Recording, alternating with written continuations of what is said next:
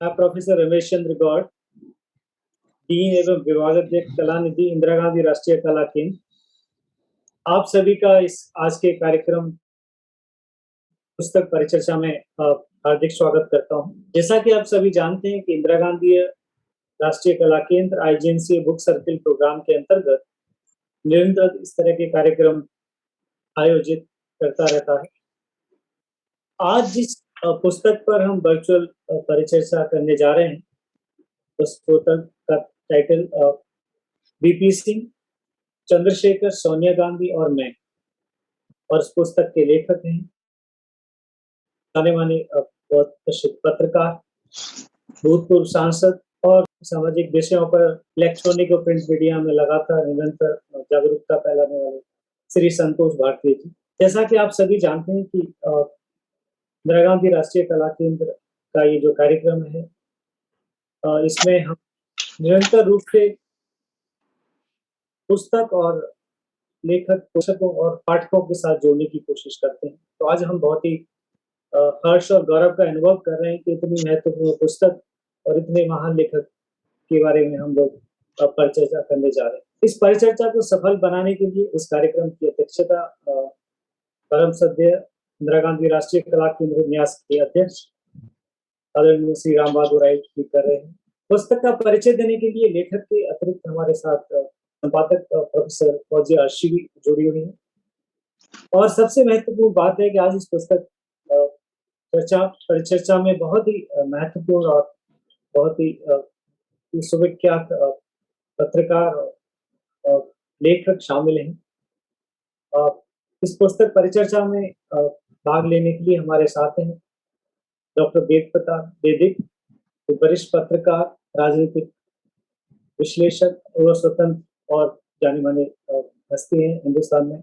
मैं आपका स्वागत करता हूं और धन्यवाद देता हूं कि आपने इस परिचर्चा में शामिल होने के लिए, अपनी होने के लिए। मैं स्वागत करूंगा श्री उमाकांत लखेड़ा जी का, जो पत्रकार हैं, राजनीतिक टीकाकार व अध्यक्ष हैं प्रेस क्लब ऑफ इंडिया के। मैं आपका स्वागत करता हूं और धन्यवाद देता हूं। हमारे साथ हैं श्री कमर वहीद नकवी, वरिष्ठ पत्रकार एवं पूर्व समाचार निदेशक आज तक। श्री अभय कुमार दुबे जी, वरिष्ठ पत्रकार, लेखक, और सभी बहुत अच्छी तरह परिचित हैं उनकी चर्चाओं से।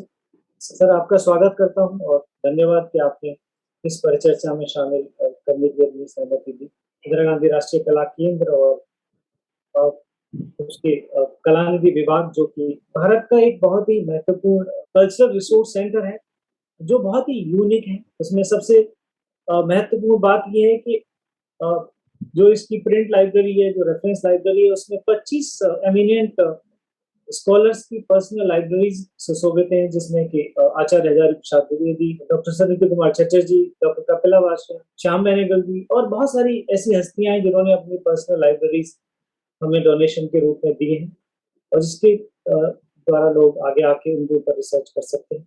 इसी तरीके से जो हमारा कल्चरल आर्काइव है, उसमें करीब 45 ऐसे मुख्य आर्टिस्ट के कलेक्शंस हैं, जिसमें कि फोटोग्राफर्स हैं, उसमें आर्ट हिस्टोरियन है, उसमें म्यूजिशियंस हैं, जैसा कि राजा दीनदयाल एक बहुत ही एमिनेंट फोटोग्राफर रहे हैं, उनका कंप्लीट कलेक्शन और उनकी बहुत सारी बहुमूल्य चीजें जैसे कैमरा वगैरह सब हमारे पास सुसज्जित है। इंदिरा गांधी राष्ट्रीय कला केंद्र ने पांडुलिपि मैन्युस्क्रिप्ट के प्रिजर्वेशन के लिए बहुत ही सराहनीय कार्य किया है।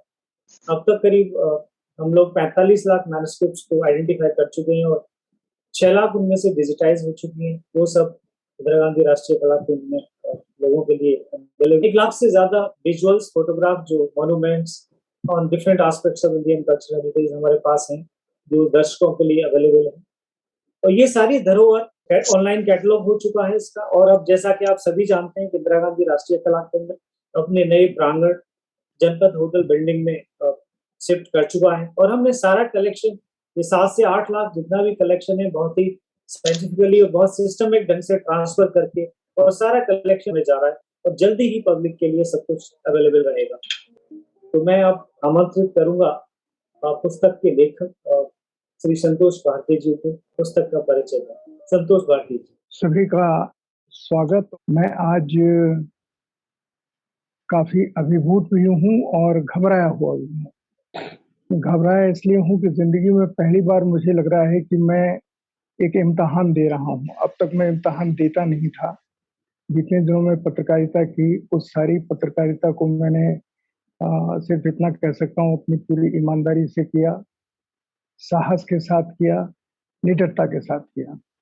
लेकिन आज मैंने एक पर्चा लिख दिया है, पुस्तक मैंने लिख दी है। इस पुस्तक के बारे में मुझे इसलिए कुछ नहीं कहना है क्योंकि इस पुस्तक को जितने हमारे परीक्षक यहाँ बैठे हैं और उसमें से वैदिक जी और राम बहादुर राय जी जैसे सीनियर साथी हैं और नकुल ऐसे लोग हैं जिन्हें मैं संपादकों का संपादक मानता हूँ और उमाकांत जी ने जिस तरीके से संघर्ष किया है, जिस तरीके से वो आए हैं एक पहाड़ी दुनिया से निकल करके इस मैदानी दुनिया में उन्होंने अपनी छाप छोड़ी है और फिर अभय दुबे जी, किसी की चीर-फाड़ करने में कोई कोताही नहीं करते। तो ऐसे परीक्षकों के सामने मैं बैठा हूँ, मैं इस किताब के बारे में तो कुछ कहना ही नहीं चाहता।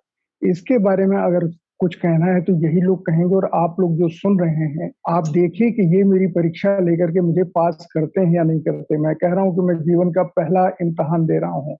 वैदिक जी और राम बहादुर राय शीर्ष पर हैं। राय साहब को मैंने कहा था कि जब आप किताब पढ़ लें तो कुछ मुझे बोल दीजिएगा किताब को देख के आपका रिएक्शन क्या रहा। पर वो इस प्रोग्राम की अध्यक्षता कर रहे हैं और मेरा ख्याल है वो जिस तरह हमेशा बेबाक रहे हैं, बेबाक रह कर के इसके ऊपर राय देंगे।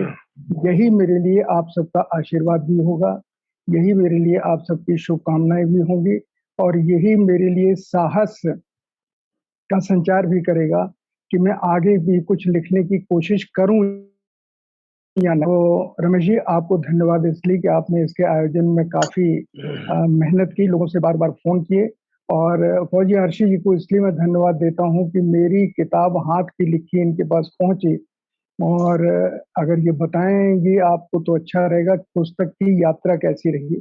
वो बड़ी कठिनाइयों भरी यात्रा थी और इस कोविड के दौरान ही हुई। तो मैं बस अब रमेश जी आपसे कहता हूँ कि आप जिसको चाहें उससे मुझसे मेरा इम्तिहान या मेरा मेरा मेरा पर्चा जाँचने के लिए कहें और उसका कमेंट मुझे बताएँ ताकि मैं सोचूँ कि मैंने सही किया है या गलत किया है। धन्यवाद संतोष जी।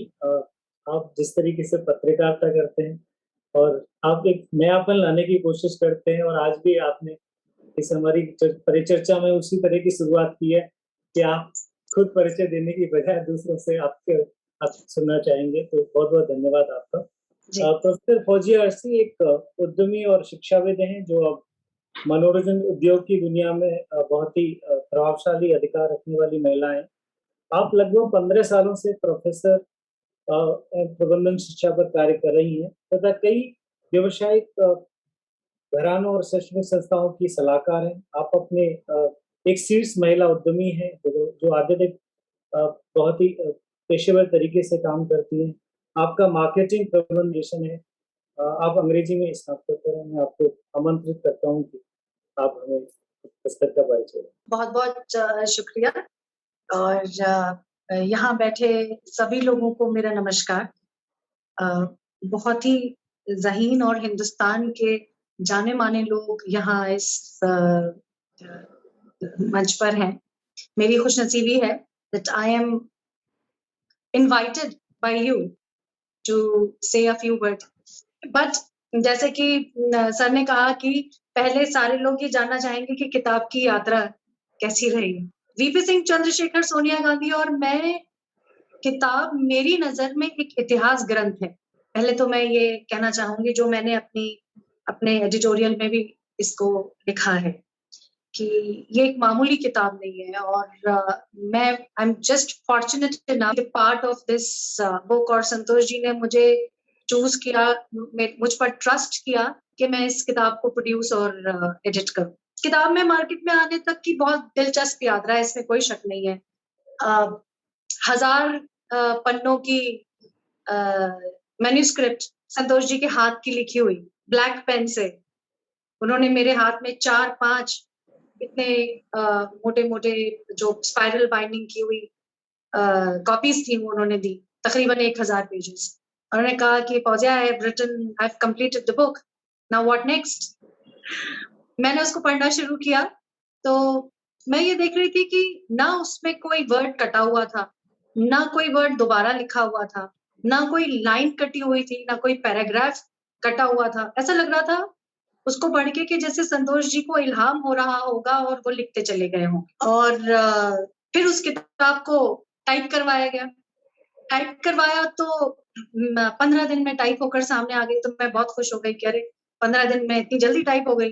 अब जब मैंने उसको पढ़ना शुरू किया तो मैं डर गई उसको देख के कि जिसने टाइप किया था वो ये वेबसाइट्स पे जो हिंदी आजकल लिखी जाती है न्यूज़ में, ना उसमें मात्राएँ होती हैं, ना नुक्ते होते हैं, ना कुछ होते हैं। और जब हिंदी पढ़ रहा हो कोई, तो उसको पढ़ने में कोई दिक्कत नहीं होनी चाहिए। मुझे लगता है किताब की लैंग्वेज और किताब का पूरा जो लेआउट है उस तरह से होना चाहिए। तो कहा कि नहीं, उसको मैं खुद ही करूँगी। और फिर उसकी उसकी एक जर्नी थी कि टाइप होके सामने आई, फिर लेआउटिंग हुई उसकी, फिर फ़ॉन्ट डिसाइड हुआ, फिर उसका जो फ़ॉन्ट वाज़ वेरी इम्पोर्टेंट। कई सारे लोगों ने जो इस किताब के बारे में अपने रिव्यूज़ में कहा है कि इट्स वेरी रीडर्स फ्रेंडली। तो thank you very much to everybody जिसने भी इसको अप्रिशिएट किया। हालाँकि जब मैं इसको करने जा रही थी तो मुझे बड़ा क्रिटिसिज़्म मिल रहा था आस-पास के लोगों से या जिनसे भी मैंने मशवरा लिया था। उन्होंने कहा, "भई किताबें ऐसी छपती नहीं है, इतने बड़े फ़ॉन्ट में या इतने इतने छोटे फ़ॉन्ट में छपती हैं।" तो आई सेड कि no, let me change the trend. कोई ज़रूरी नहीं है। इस किताब में संतोष जी ने वो लिख डाला है जो इससे पहले कभी किसी ने ना कहा ना सुना। तो इस किताब का जो ओवरऑल डिज़ाइन है, जो ओवरऑल आउटपुट है, वो भी ऐसा ही होना चाहिए कि ना किसी ने देखा हो, ना किसी ने सुना हो। और आई एम सो थैंकफुल कि किताब इस तरह से मेरे हाथ में आई है, which is liked by everybody. और फिर उसके बाद किताब जब तैयार हो गई बन के तो उसका एक साइड था कि उसकी पब्लिसिटी, उसकी कैसे वो प्रेज़ेंट की जाएगी। संतोष जी से मैंने गुज़ारिश की कि सर अब आप जो है इसकी वीडियोज़ बनाने के लिए तैयार हो जाइए। तो सर ने कहा, भई मैं एक्टर तो हूँ नहीं, मैं वीडियोज़ नहीं so there also we changed the trend और हमने वीडियोज़ बनाए उसके प्रमोशनल, तकरीबन 14-15 वीडियोज़ बने। और संतोष जी फ़ोटो शूट कराने के लिए रेडी नहीं थे। बहुत मुश्किल से उनको मनाया कि बुक के कवर के लिए फ़ोटो शूट होने की बहुत ज़रूरी है। काम तो कर लिया और उसके बाद आप इन सब चीज़ों को तरजीह नहीं देते। आपका पॉइंट ऑफ व्यू बिल्कुल सही है, लेकिन मेरा point of view as a branding expert या as a marketing expert, that is also needed. So everybody should do it. So somehow Santosh ji was convinced. And then it was not very easy to shoot Santosh ji. Santosh ji वैसे जहाँ बोलना शुरू करते हैं वहाँ ऐसा लगता है कि बटन ऑन हो गया हो एंड धारा प्रवाह वो बोलते चले जाते हैं। लिखने में भी उनका यही स्टाइल है। But it was very challenging to do shoots with him. And the videos were beautiful. Everything was fantastic. And cover design के बारे में मैं आपको बताना चाहूंगी कि कम से कम 28-30 फ्रंट कवर्स बनाए गए और फिर उसमें से एक चूज किया कि this is the best and everybody has liked it. I am so thankful to everybody for appreciating my work. और मैं एक चीज और ये कहना चाहूंगी कि जब मैं ये बना रही थी तो मेरे साथ जो टीम थी वो टीम यंगस्टर्स की टीम थी। मतलब 20-25 साल के लड़के लड़कियां, 18 साल के लड़के लड़कियां, उन सब लड़के लड़कियों ने जिस तरह से इस किताब को पढ़ा और वो पढ़ के अभी भी अगर मैं चाहूंगी कि एक शो संतोष जी के साथ में और आप लोगों के साथ में मैं करूंगी जहां उन स्टूडेंट्स को मैं बुलाना चाहूंगी। वो स्टूडेंट्स ना पॉलिटिक्स से रिलेटेड है, ना वो मतलब ये वो कौम है, ये वो जनरेशन है जो लापरवाह है। 18 साल 19 साल के बच्चे, लेकिन जब उन्होंने उसको पढ़ा, there were almost 8-9 people with me working. उनसे आप कोई भी चैप्टर पूछिए वो आपको सुना देंगे कि इसमें ये लिखा है, इसमें ये लिखा है, इसमें ये लिखा है। So it was a wonderful experience altogether। और ये किताब हर पॉलिटिकल साइंस के स्टूडेंट को और सोशियोलॉजी और जर्नलिज्म के स्टूडेंट को पढ़ना चाहिए कि जैसे कि पत्रकारिता के स्टूडेंट्स को इसलिए पढ़ना चाहिए कि एक पत्रकार की नजर और नजरिया क्या होता है, कितना इम्पोर्टेंट होता है, ये इस किताब को पढ़कर स्टूडेंट जान सकते हैं। उस वक्त की राजनीति और आज इस वक्त की राजनीति में क्या समानता है, क्या अंतर है, ये जाना जा सकता है इस किताब को पढ़ के। और मैंने भी जाना, मेरे लिए भी नया था ये सब्जेक्ट। इतने डिटेल में मैंने कभी पॉलिटिक्स को नहीं पढ़ा था, but after reading it and whosoever was working with me has developed a new way to understand, एक पर्सपेक्टिव, नया पर्सपेक्टिव हम लोगों में डेवलप हुआ, किस तरह से देखा जाना चाहिए। एक घटना घट रही है, उसको, उस घटना को देखना कैसे चाहिए। ये संतोष जी की स्पेशलिटी है इस किताब को एडिट करते हुए, और एक अनबायस्ड तरीके से उन्होंने इस किताब को एडिट किया। मैंने अपने एडिटोरियल की शुरुआत कुछ वर्ड्स, 4 लफ्जों से की थी, 4 लाइनों से की थी, वो मैं आपको पढ़ के सुनाना चाहूंगी। तो मैंने लिखा था, जब ये किताब मेरे सामने पूरी हो गई और अब जब मैंने इसका एडिटोरियल लिखना शुरू किया, तो मैंने लिखा कि वो कुछ दीवाने थे जो चुनौतियों की बारिश के बीच इतिहास रच रहे थे, और मैं कतरों को जोड़कर, मोती समेटकर इतिहास गूंथ रहा था।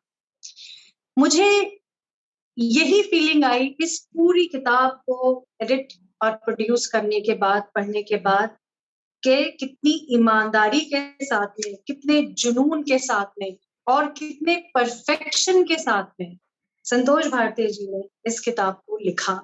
और उनको एक परफेक्शनिस्ट टीम की जरूरत थी। आई वॉज लकी इनफ कि मैं उनको वो सारी इंग्रेडिएंट्स जो एक किताब को परफेक्ट बनाती हैं, वो मैं दे पाई इस किताब के अंदर। Thank you so much. Thank you Gulzia ji. तो मैं अब आगे पढ़ते हुए धन्यवाद आपका पुस्तक परिचय के लिए मैं आमंत्रित करना चाहूंगा श्री मुकाम लखेड़ा जी। सबसे पहले तो धन्यवाद है इंदिरा गांधी राष्ट्रीय कला केंद्र का। मुझे लग रहा है कि ये जो पुस्तक है, इस पुस्तक में जो पॉलिटिकल रिपोर्टिंग जो कर रहे हैं, जो आज के जो पॉलिटिकल रिपोर्टिंग जो लोग कर रहे हैं, उन लोगों को, और खास तौर पर जो एक्टिविस्ट हैं, पॉलिटिकल एक्टिविस्ट, जो राजनीतिक कार्यकर्ता हैं या राजनीतिक कार्यकर्ता बनने का, चाहे वो किसी भी पार्टी के हो, चाहे वो लेफ्ट के हों या वामपंथी हो, समाजवादी हों या बीजेपी के हों, तमाम जो पॉलिटिकल एक्टिविस्ट, तमाम छात्र, यहाँ तक कि छात्रों को भी, जो छात्र जीवन से जो जुड़े हुए लोग हैं, उन सबको ये पढ़ना चाहिए जो एक्टिविस्ट लोग हैं। और ऐसा वक्त आता है सार्वजनिक जीवन में, हर व्यक्ति के सार्वजनिक जीवन में आता है, पत्रकार के जीवन में भी आता है, संतोष भारती जी के जीवन में भी आया है, कि जब उन्होंने एक लंबी यात्रा की। और मैं ये कहूँगा कि हम लोगों का जो, मैं कॉलेज लाइफ से दिनमान पढ़ता था, और अगर दिनमान नहीं पढ़ा होता, रविवार नहीं पढ़ा होता, या इस तरह के लोगों की धर्मयुग नहीं पढ़ा होता, तो हो सकता है हम पत्रकार ही नहीं होते। ये भी एक वजह हो सकती है। तो हम लोगों ने जो भी जेब खर्चा होता था, उससे हम दिनमान, रविवार वगैरह, जेब में ऑटो में घर जाने के लिए पैसे नहीं है, लेकिन 10 रुपए का या 8 रुपए का, 6 रुपए का हम दिनमान पढ़ना जरूर लेते थे, वेट करते थे कब आ रहा है दिन, रविवार दिनमान। तो ये सारे जो विभूतियां हैं बैठी हुई हमारे साथ हैं। मैं उम्र में भी बहुत छोटा हूँ उन सबसे, अनुभव में तो हूँ ही छोटा, लेकिन मेरा सौभाग्य है कि मुझे आज यहाँ पर अपनी बात कहने का मौका दिया गया।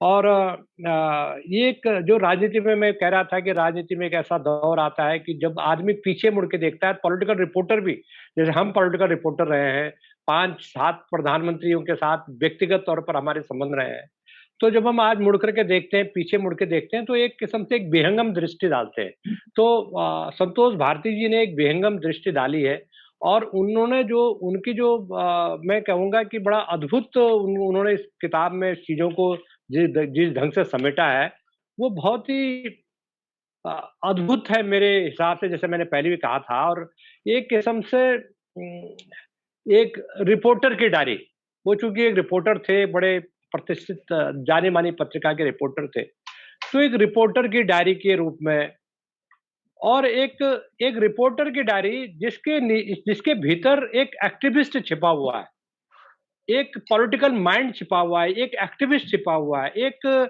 समाज सुधारक छिपा हुआ है। और ये किस्म से वो जो, जिसको कहते हैं कि ऐसा रिपोर्टर, ऐसा एक्टिविस्ट, जो जिनके बारे में उन्होंने लिखा है उनके किचन तक घुसे हुए हैं। तो इसके लिए ये भी बड़ी भारी विधा होती है किचन तक घुसना और किचन तक घुस करके उनका विश्वास अर्जित करना, क्योंकि राजनीति में आज ये होता है कि भई राजनीति में ये जो नेता लोग हैं, नेताओं की जो पाँत है, वो नेता लोग कहते हैं कि भई ये पत्रकार आ गया है, अब ये बातें बंद कर दो, ये पत्रकारों को लीक नहीं होनी चाहिए। तो जो खबरें बनाने वाले थे, खबरें बनाने वालों से जो न्यूज़ क्रिएटर है और न्यूज़ जिनसे बनती है और खबर उनको लिखने वाले, उनका वृत्तांत लिखने वाले, ये जो कॉकटेल इस किताब में, इस पुस्तक में दिया है, वो बहुत उल्लेखनीय है और एक रिपोर्टर के तौर पर, एक राजनेता के तौर पर हमने भी चीज़ों को, बहुत सारी चीज़ों को बहुत देखा, बहुत करीब से देखा, लेकिन एक भरोसा उन्होंने अर्जित किया, कई प्रमुख राजनीतिक नेताओं का भरोसा अर्जित किया उन्होंने, जयप्रकाश नारायण से लेकर के, विश्वनाथ प्रताप सिंह से लेकर के, चंद्रशेखर से लेकर के, अहमद पटेल से लेकर के, सोनिया गांधी से लेकर के, लंबी कहानी, लंबी चीजें हैं, मतलब देवीलाल से लेकर के, लालू प्रसाद, मुलायम सिंह, और सारे लोग अपने मन की बात उनसे कहते थे। असली मन की बात तो अब हो रही है, लेकिन वो मन की बात कितने साल पहले लोग उनको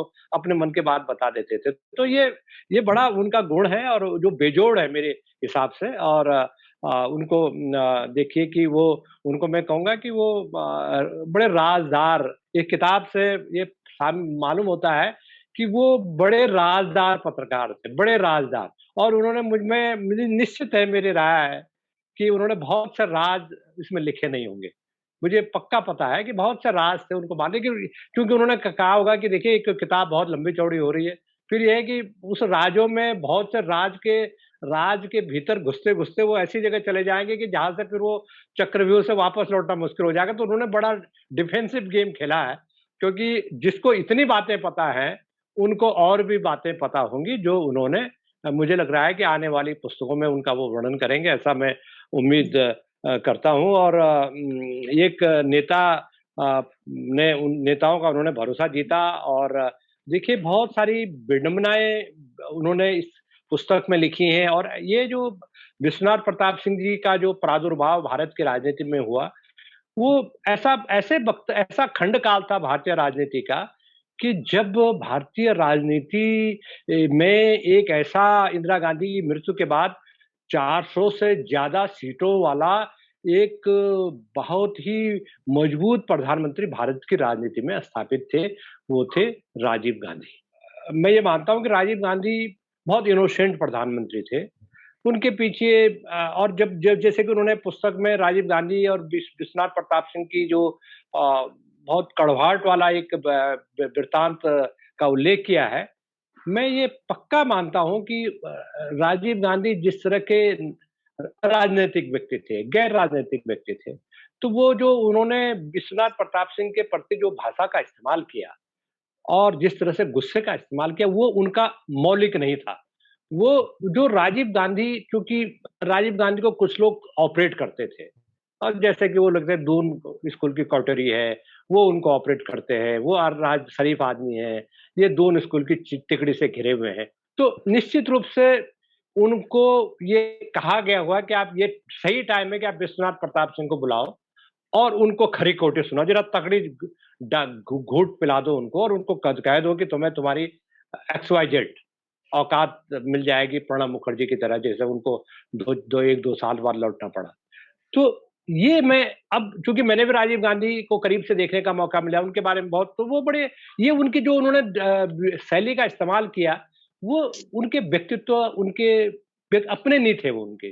तो ये सब चीज़ें होती हैं और मुझे लग रहा है कि कई बार इतिहास में ऐसी चीज़ें हुई हैं। वेद प्रताप वैदिक साहब, नकवी साहब, अभय कुमार दुबे जी, खुद राम बहादुर राय जी इन चीज़ों पर प्रकाश डालेंगे कि कई बार इस तरह की घटनाओं से बड़े-बड़े एक नए, मतलब एक ऐसा पड़ाव पर देश की राजनीति आ जाती है, मुकाम पर आ जाती है।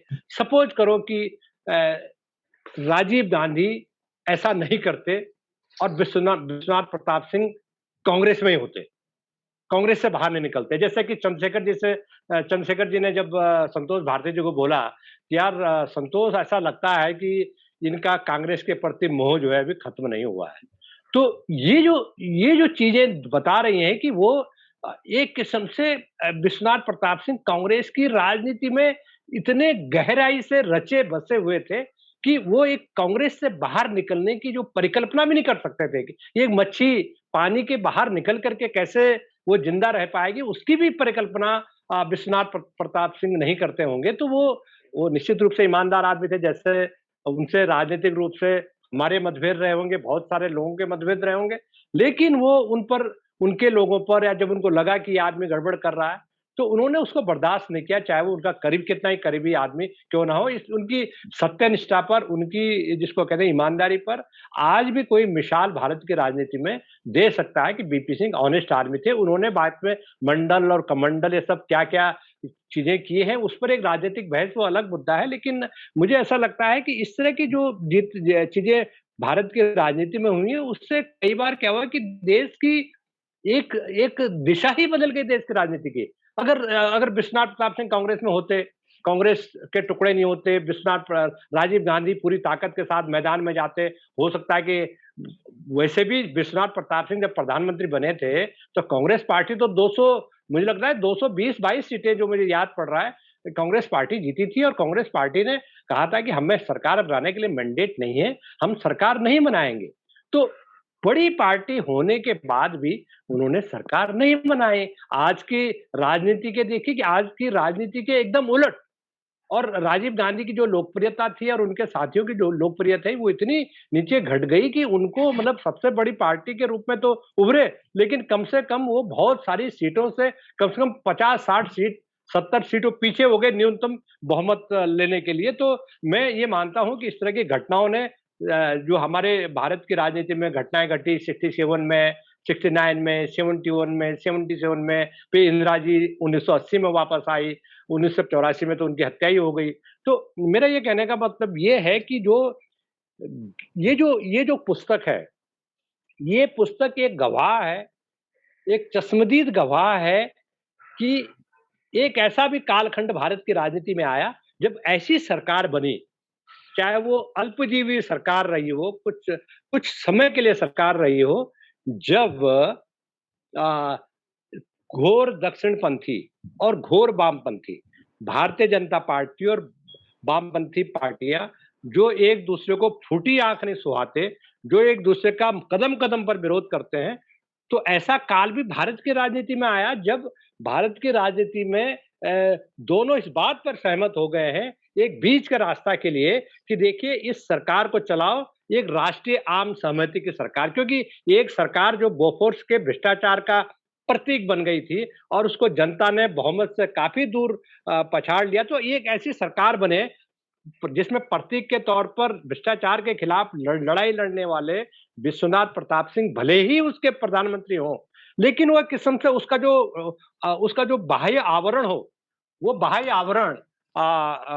आवरण भारत की राजनीति में एक राष्ट्रीय सरकार का हो। बहुत सारे पक्ष हैं जो इसमें आपने छुए हैं। और अब सोनिया गांधी का आपने जो जिक्र किया, सोनिया गांधी के जो चीजें थी, जिस तरह से उन्होंने चीजों को हैंडल किया, तो बहुत बेहतरीन ढंग से आपने हैंडल किया। मुझे लग रहा है कि उनके जो सोनिया गांधी के जो करीबी लोग थे, उनको भी इस तरह का जो अंतःपुर की जो कहानियां हैं, उस अंतःपुर की कहानियों के बारे में बहुत ज्यादा वृत्तांत नहीं पता होगा। जिस तरह से आपने उनको उस जंक्शन पर, जिसमें विश्वनाथ प्रताप सिंह किरदार थे, जिसमें करुणानिधि किरदार थे, जिसमें चंद्रशेखर जी किरदार थे, जिसमें अहमद पटेल किरदार थे, जिसमें वामपंथी पार्टियां किरदार थी, और एक किस्म से सोनिया गांधी को प्रधानमंत्री बनाने का ताना बाना बुना जा चुका था। उन सारी चीजों को आपने जिस परिप्रेक्ष्य में रखा, वो बहुत ही बेहतरीन ढंग से आपने रखा। बहुत ही, जिसको कहते हैं गागर में सागर भरा, ज्यादा लंबी कहानी ना गढ़ करके आपने मतलब की बातें लिखी। बहुत बहुत धन्यवाद। धन्यवाद सर। आपके बहुत ही रोचक पुस्तक के लेखक और उस समय की राजनीतिक स्थिति के विश्लेषण के लिए मैं अब आमंत्रित करना चाहूंगा अपने अगले वक्ता आदरणीय डॉक्टर वेद प्रताप वैदिक जी को। वो किसी परिचय के मोहताज नहीं है। आप हिंदी पत्रकारिता और हिंदी भाषा के प्रचार प्रसार में बहुत ही महत्वपूर्ण भूमिका निभा रहे हैं। हिंदी समाचार एजेंसी भाषा के संपादक, नवभारत टाइम्स के संपादक रहने के साथ-साथ अभी भारतीय भाषा सम्मेलन के अध्यक्ष भी हैं और आपकी पुस्तकें एज़ ए लेखक के तौर पे बहुत ही चर्चित रही। अ, भारत एक महाशक्ति, अफ़गान आज काफ़ी चर्चा में रही है। आपके वक्तव्य के लिए हम आतुर हैं, तो मैं आपको आमंत्रित करता हूँ कि अपना वक्तव्य रखें। धन्यवाद। ये पुस्तक 2 दिन मैंने लगाए और पूरी पढ़ डाली। मुझे लगा कि संतोष भारती कितने अच्छे पत्रकार हैं, शायद उससे भी अच्छे लेखक। क्या अद्भुत शैली है पुस्तक की और किस तरह से उन्होंने विषय को उठाया है। ऐसा लग रहा था जैसे कि मैं कोई फिल्म देख रहा हूँ, कोई चलचित्र देख रहा हूँ। और उनकी पुस्तक पढ़ते समय इतने प्रसंग मुझे अपने भी याद आते रहे, क्योंकि विश्वनाथ प्रताप जी से, चंद्रशेखर जी से भी मेरा इतना घनिष्ठ संबंध था कि लगभग रोज ही फोन पर बात होती थी और हफ्ते 2 हफ्ते में तो मिलना भी होता था। तो असंख्य प्रसंग मुझे अपने भी याद आने लगे, जिनके बारे में बिल्कुल भूल गया था, ऐसी बातें भी याद आने। तो मेरा कहना यह है कि मैं उस वक्त आश्चर्य कर रहा था कि भाई इतनी बातें संतोष जी को याद कैसे रही और इतनी बारीकी से उन्होंने बातें लिखी हैं, समय लिखा है, इस वक्त में इस व्यक्ति से मिला, इस दिन वहां गया और क्या बात हुई क्या नहीं। इतने अद्भुत ढंग से लिखा उन्होंने कि मुझे प्रेरणा हो रही है कि संतोष भारती जी ने अपने 2-3 मित्रों से या समझो अपने नेताओं से अनुभव, उनसे बातचीत के, उनसे संपर्क के अनुभव लिखे। तो मेरा तो इंदिरा गांधी से लेके अब तक जितने भी प्रधानमंत्री भारत में हुए हैं उनसे बहुत घनिष्ठ संबंध रहा है और लगभग रोजमर्रा का संबंध रहा है। और विश्वनाथ जी तो मेरे घर आया करते थे, सीता देवी जी मेरे घर आया करती थी, कई बार उनके साथ मेरा भोजन हुआ। वो प्रधानमंत्री थे तब भी, जब प्रधानमंत्री बने उसके बहुत पहले भी वो इंदिरा गांधी की कैबिनेट में डिप्टी मिनिस्टर थे तब भी। और 1983 की बात है, मैं पाकिस्तान गया तो वहाँ विश्वनाथ प्रताप सिंह जी के एक रिश्ते में साड़ू लगते थे, वो वहाँ मंत्री थे जुल्फिकार अली भुट्टो की कैबिनेट में। उन्होंने मुझे कोई गोपनीय संदेश दिया, वो सबसे पहले विश्वनाथ जी को मैंने दिया। तो वो फिरोजशाह रोड पे रहते थे, तब से मेरा परिचय था। तो उनसे इतनी आत्मीय चर्चा होती रहती थी और कई एकदम लगभग गोपनीय जैसी बातें, वो सब भी मैंने पढ़ी संतोष भारती जी के विवरण में। तो मैं आश्चर्यचकित रह गया संतोष भारती जी की शैली, उनकी बात कहने का तरीका और याददाश्त।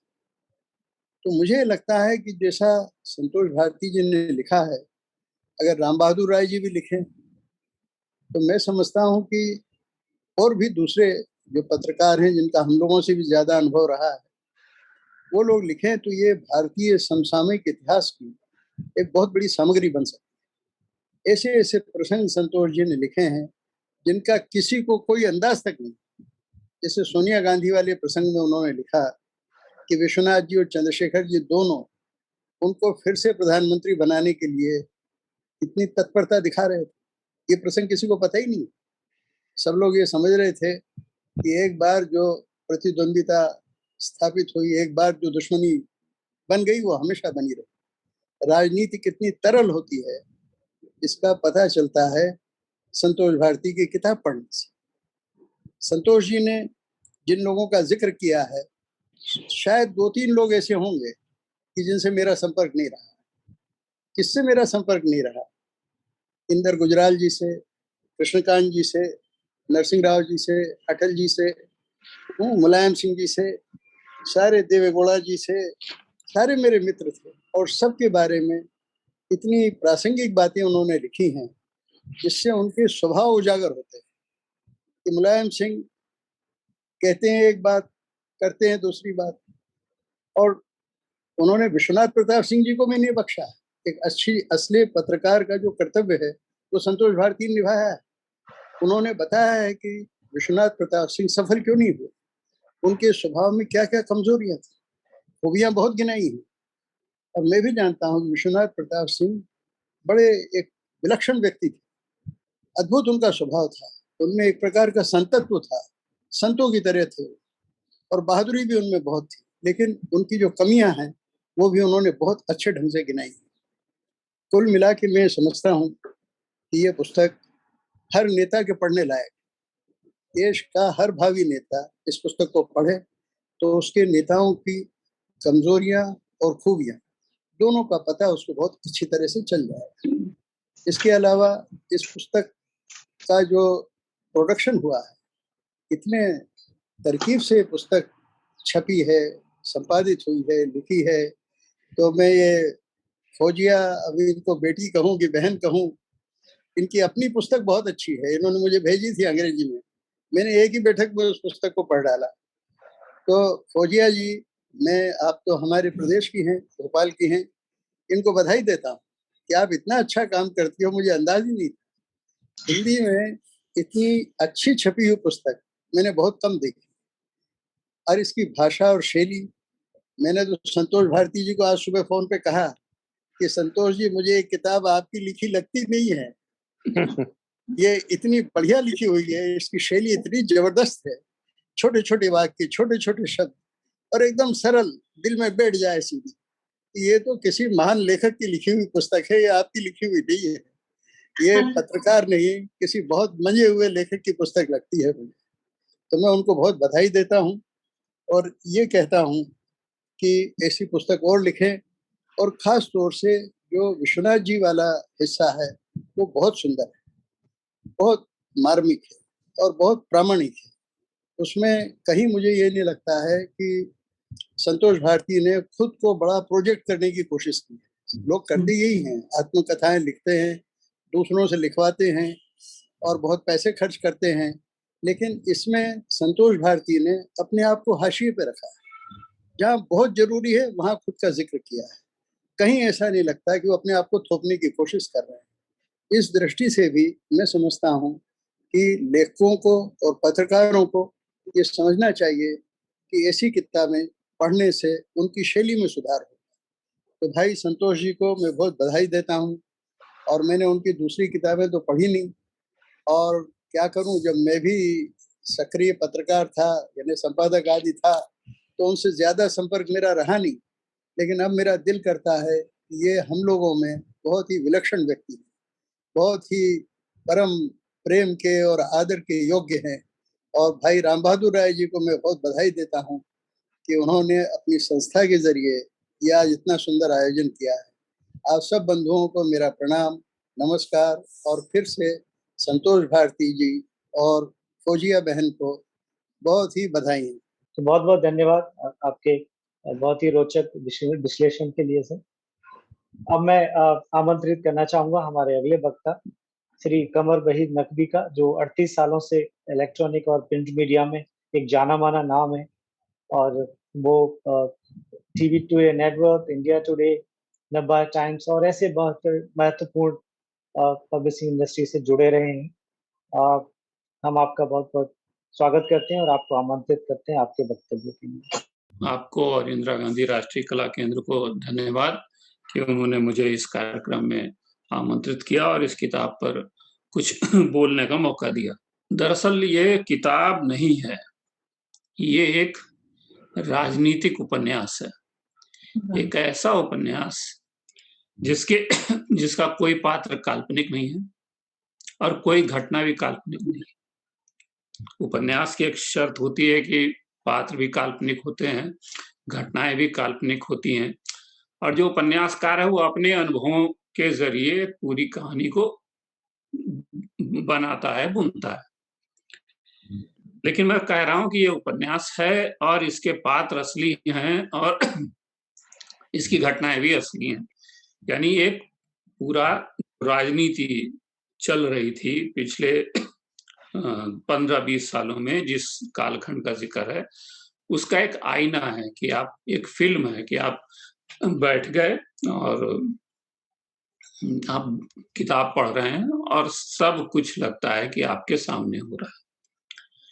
इस किताब के 3 पात्र हैं जिनकी चर्चा अभी कम हुई है, जैसा कि किताब का नाम है, चंद्रशेखर, वीपी सिंह और सोनिया गांधी। ये इन 3 पात्रों ने उस दशक की राजनीति में इनका अंतर संबंध क्या था, कैसे जो है कब जरूरत पड़ने पर राजीव गांधी ने चंद्रशेखर की मदद की, कब जरूरत पड़ने पर चंद्रशेखर ने सोनिया गांधी की मदद की, कब जरूरत पड़ने पर या कब ऐसा लगा कि क्यों वीपी सिंह ने बाकायदा एक पूरा अभियान चलाया कि कैसे सोनिया गांधी को 2004 में प्रधानमंत्री बनवाया जाए। मुझे याद है 2004 में मैं आज तक का न्यूज डायरेक्टर था और मेरे नेतृत्व में चुनाव का कवरेज हुआ वहां पर, और उसके बाद का जो पूरा राजनीतिक ड्रामा था, और हमारी आज तक की जो रिपोर्टर्स की टीम उस समय थी वो हिंदी में पॉलिटिकल रिपोर्टिंग की सर्वश्रेष्ठ टीम थी, और मेरे ख्याल से मैदान में हमारे 15-20 रिपोर्टर लगे हुए थे, और हर पॉलिटिशियन के घर पे हमारा कोई ना कोई रिपोर्टर, कोई ना कोई कैमरा क्रू तैनात था, और हम हर घटना को बारीकी से देख रहे थे। लेकिन हम में से किसी को भनक नहीं लगी कि वीपी सिंह और चंद्रशेखर किस प्रकार पर्दे के पीछे ऑपरेट कर रहे हैं, और उसमें संतोष भारती भी ऑपरेट कर रहे हैं, और कैसे जो है ये पूरी चीजें चल रही हैं। इसको जब हम इनकी किताब पढ़ते हैं तो हमें पता चलता है कि आखिर ये क्यों हुआ और कैसे हुआ, और वीपी सिंह को क्यों लगा, क्योंकि वो ऑफर प्रधानमंत्री बनने का ऑफर पहले तो वीपी सिंह के पास भी एक समय था कि भाई आप प्रधानमंत्री बन जाए, और लेकिन वीपी सिंह ने मना कर दिया। और जब वो बात थी जिस समय देवगढ़ प्रधानमंत्री बनने से, तो जब ये 2004 का चुनाव हुआ जिसमें कांग्रेस सबसे बड़ी सिंगल लार्जेस्ट पार्टी बन करके आई, और तब ये हुआ कि कौन प्रधानमंत्री बनेगा, तो सोनिया गांधी। और उस समय खास तौर से जब सोनिया गांधी के विदेशी मूल का मुद्दा बीजेपी की सुषमा स्वराज बहुत जोर शोर से उठा रही थी, और 3 बड़े पूर्व रक्षा मंत्री संयोग से जॉर्ज फर्नांडिस, शरद पवार और मुलायम सिंह यादव, ये तीनों एक साथ होकर आ गए थे कि सोनिया गांधी विदेशी हैं और किसी विदेशी को प्रधानमंत्री नहीं बनना चाहिए। उस सारे नाटकीय घटनाक्रम के बीच में वीपी सिंह और चंद्रशेखर अगर लोगों को इकट्ठा कर रहे थे कि नहीं कैसे किसी प्रकार से मतलब कि सोनिया गांधी को बनना चाहिए, ये नैतिकता का तकाजा। बहरहाल वो एक अपनी कहानी है अलग। तो अब जो ये किताब केवल हमको राजनीतिक पार्टियों के चश्मे से नहीं देखनी है इस किताब को। दरअसल ये किताब इस मायने में महत्वपूर्ण है कि आज इस किताब में जो कालखंड का वर्णन किया गया, उस कालखंड में जो कुछ हुआ, ऐसा लगता है कि वो तो हर कालखंड में होता रहा है। यानी कोई राजनेता किस कारण से फेल होता रहा, जो वीपी सिंह की असफलता की चर्चा संतोष भारती ने की उत्तर प्रदेश के मुख्यमंत्री के तौर पे और बाद में भारत के प्रधानमंत्री के तौर पे, वो अकेले वीपी सिंह के व्यक्तित्व के कारण नहीं थे। वो एक पूरा सिस्टम है, पूरा सेटअप है, जिसमें क्या होता है कि जो राजनेता है, जो शिखर पर बैठा राजनेता है, उसके इर्द गिर्द एक काकस बन जाता है। अभी उमाकांत लखेड़ा जी राजीव गांधी की चर्चा करते हुए कह रहे थे कि उनके इर्द गिर्द एक काकस बन गया था। ये एक ऐसा काकस बनता है जिसमें कि राजनेता जो शिखर पर बैठा है, जिसको निर्णय लेने हैं, वो उसके पास सही सूचनाएं बहुत बार नहीं पहुंचती। बहुत बार वो जो संकल्प लेकर के आता है, वो संकल्प धरे के धरे रह जाते हैं।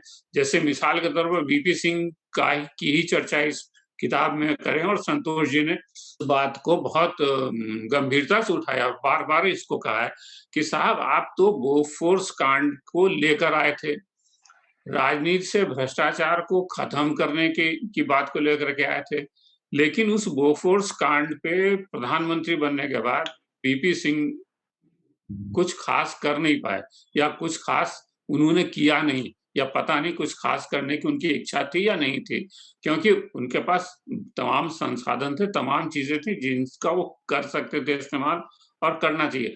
और बोफोर्स तो छोड़ दीजिए, इसने संतोष जी ने अपनी किताब में कुछ घटनाओं का भी जिक्र किया, जहां के किसी अफसर ने बताया, आईबी के किसी अफसर ने, कि साहब अमुक मंत्री ने इतने पैसे घूस लिए हैं, और अगर अभी छापा मारा जाए तो वो रकम मिल सकती है। अब वीपी सिंह उस पर कुछ बोले नहीं, और मतलब ठीक है, कुछ नहीं किया उन्होंने।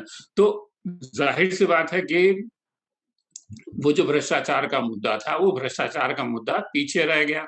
उसके अपने और कारण हो सकते हैं कि उनकी जो सरकार थी, वो पूर्ण बहुमत की सरकार नहीं थी। उसपे तमाम तरह के गठबंधन में शामिल जो तमाम तरह की पार्टियाँ, तमाम तरह के नेताओं, उनके स्वार्थ थे, वो सारी चीज़ें थी। लेकिन वो सरकार पूर्ण बहुमत की हो या सरकार गठबंधन की हो, जो लोग सरकार चलाते हैं उनके ऊपर इस तरह के तमाम दबाव होते हैं और उन तमाम दबावों के बीच में वो उनको सही गलत का फैसला करना होता है और वो सही गलत का फैसला उनके इर्द-गिर्द जो लोग होते हैं, उनकी सलाह पर होता है। मिसाल के तौर पर राजीव गांधी जो है बहुत ही भारी बहुमत के साथ आए सरकार में, सत्ता में, और राजीव गांधी भी एक प्रकार से जब वो प्रधानमंत्री बने तो उनका चूँकि पिछला कोई राजनीतिक पृष्ठभूमि नहीं थी और इसलिए जो उनकी जो शुरुआत थी, वो बहुत शानदार शुरुआत थी और उन्होंने बहुत सारे ऐसे कदम उठाए और बहुत सारी ऐसी समस्याओं का हल ढूँढा, जिसके बारे में लोग परेशान थे और अपनी जो राजनीतिक इंटरेस्ट थे, अपनी कांग्रेस के जो राजनीतिक इंटरेस्ट थे, उनको भी दरकिनार करके, जैसे ख़ास तौर से मैं असम समझौते की चर्चा करूँगा कि जहाँ पर छात्रों का आंदोलन चल रहा था और बहुत समय से चल रहा था और इंदिरा गांधी उसको बिल्कुल हैंडल नहीं कर पाई थी, लेकिन राजीव गांधी ने प्रधानमंत्री बनते ही असम समझौता किया और उस समझौते के बाद जो चुनाव हुआ उसमें कांग्रेस पार्टी की हार हो गई और असम गण परिषद की सरकार बनी। एक प्रकार से वो समझौता करके राजीव गांधी ने ये तय कर दिया था कि कांग्रेस अगला चुनाव कम से कम तो नहीं जीतेगी और वही हुआ। लेकिन उसके बाद का जो आप राजीव गांधी का आगे देखिए, उन्होंने पंजाब में भी जो लोंगोवाल समझौता किया और उसके बाद भी बहुत सी चीजें की, लेकिन वो शाहबानों के मामले पर आकर के राजीव गांधी पूरी तरह से लड़खड़ा गए और उसके बाद जो राम जन्मभूमि का मसला था, जहाँ पर उनसे कई राजनीतिक गलतियां हुई और अंततः जो है वो मामला पूरा जटिल हो गया। तो एक ये बात है। दूसरी बात ये हम कहेंगे कि ये जो किताब है, इसको अगर हम इसमें से राजनीतिक दलों का नाम हटा दें, राजनेताओं का नाम हटा दें, तो हम ये देखेंगे कि जितनी गठबंधन की सरकारें भारत में बनी, जनता पार्टी से लेकर के देवगौड़ा की सरकार हो, इंद्र कुमार गुजराल की सरकार हो, अटल बिहारी वाजपेयी की सरकार हो 13 दिन की, 13 महीने की, या उसके बाद जो एनडीए की सरकार जो 5 साल चली वो हो, या उसके बाद यूपीए की मनमोहन सिंह सरकार जो 10 साल चली, उसमें राजनीतिक दलों के जो नेता और राजनीतिक दल, उनके किस तरह से स्वार्थ जो हैं गुत्थम-गुत्था होते हैं, किस तरह से टांग खिंचाई होती है, किस तरह से जो है राजनीति में चीज़ें जो हैं वो जहाँ से शुरू होती हैं, वहाँ नहीं चलती। जैसे मिसाल के तौर पे इसी में जब किताब शुरू होती है संतोष जी की, तो चंद्रशेखर से शुरू होती है कि साहब चंद्रशेखर जो हैं वो बहुत उत्सुक रहते हैं कि वीपी सिंह, जिस समय वीपी सिंह सरकार से निकले नहीं थे, बस उन राजीव गांधी के साथ उनके खटपट की, अनबन की खबरें चल रही थी वगैरह-वगैरह। और उस समय जो है चंद्रशेखर जो है वो उनको लगता था कि वीपी सिंह एक बार उनसे मिल लें और देश में को बहुत ज़रूरत है कि देश में कुछ ऐसा काम हो कि एक नया जो है राजनीतिक विकल्प ढूँढा जाए और संतोष जी से के उसमें पुल का काम संतोष जी ने किया और वीपी सिंह को चंद्रशेखर से मिलवाया। 2 घंटे उनकी बातचीत हुई और उस बातचीत के बाद चंद्रशेखर भी बहुत आशान्वित थे और वीपी सिंह तो खैर थे ही।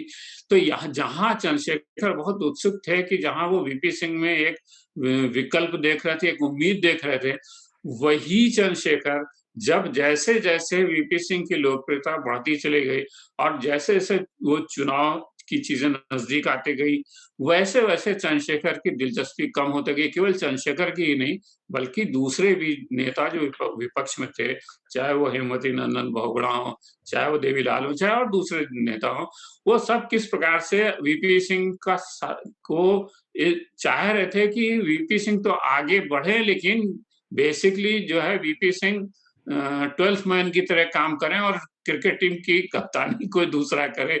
तो ये पूरी की पूरी जो पीछे पर्दे के पीछे जो पूरा चल रहा था, इसका पूरा जो है खाका संतोष जी ने खींचा है अच्छे से और उसके बाद वो पूरा ड्रामा कि वीपी सिंह आखिरकार प्रधानमंत्री बन कैसे पाए, क्योंकि अंत समय तक ये सस्पेंस बना था कि चंद्रशेखर का नाम प्रस्तावित होगा कि वीपी सिंह का या किसी और का। और वो कैसे जो है वो बने प्रधानमंत्री, और उसको प्रधानमंत्री बनने के बाद वो कैसे किस तरह की परेशानियां हुई, और दिसंबर में उन्होंने शपथ ली, और कैसे फरवरी से राम जन्मभूमि आंदोलन शुरू हो गया। अब यही बात एक बड़ी इंपॉर्टेंट बात है कि जब वीपी सिंह की सरकार बन रही थी, उसमें बीजेपी भी शामिल थी, उसमें सभी पार्टियां शामिल थी। अब एक संकल्प लेकर के आप आते हो कि हम सरकार बनाएंगे, और वो संकल्प कुछ एक डेढ़ महीने भी नहीं चलता, और एक डेढ़ महीने के बाद ये चीजें इधर से उधर हो जाती हैं, और सारे गठबंधन की सरकारों का यही रहा है हमारे देश में, कि जहां पर जो प्रधानमंत्री होता है, जो सत्तारूढ़ दल होता है, जो सरकार चला रहा होता है, और जो दूसरों के समर्थन से चला रहा होता है, उसको कितने ऐसे समझौते करने पड़ते हैं। तो ये एक ऐतिहासिक दस्तावेज है। और दूसरी बात मैं कहूंगा कि इनमें से बहुत सारी घटनाएं तब की हैं जब संतोष भारती मेरे संपादक थे चौथी दुनिया में। तब हमको लगता था कि भाई इनको बहुत सारी चीजें तो इनको पता होंगी, और हम लोग अखबार में हमें विश्लेषण लिखने होते थे, खबरें लिखनी होती थी, तो हम कई बार इनसे पूछते थे कि भाई अंदर क्या हो रहा है बताइए। तो इन्होंने इनमें से जो इस किताब में है बहुत सारी घटनाएं बताई नहीं हमको, और कहा कि नहीं हमको तो कुछ नहीं पता है, आप लोगों को जो समझ में आया वो लिखिए आप लोग। ठीक है, तो यानी अब जो भी हमको समझ में आता था या जो भी हमारे रिपोर्टर्स को जानकारी होती थी, वो वैसा लिखते थे और वैसा छपता था। और हो सकता है कि उसमें से बहुत सी चीजें ऐसी होती थी जो हो सकता था कि वो उसकी सच्चाई भी, वो बहुत सारी बातें इन्होंने अपने इस किताब में लिखी हैं। तो एक ये है कि जब ये उस समय जब ये वीपी सिंह के साथ बहुत नजदीक थे, और जन मोर्चा का गठन और उसके बाद तमाम दूसरे राजनीतिक दलों से तालमेल, इन सब में जुटे हुए थे, और वीपी सिंह की सभाएं कैसे हों, खासतौर से मुंबई की सभा की चर्चा की है संतोष भारती ने, कि कैसे जो है अचानक रातों रात वो कार्यक्रम बना।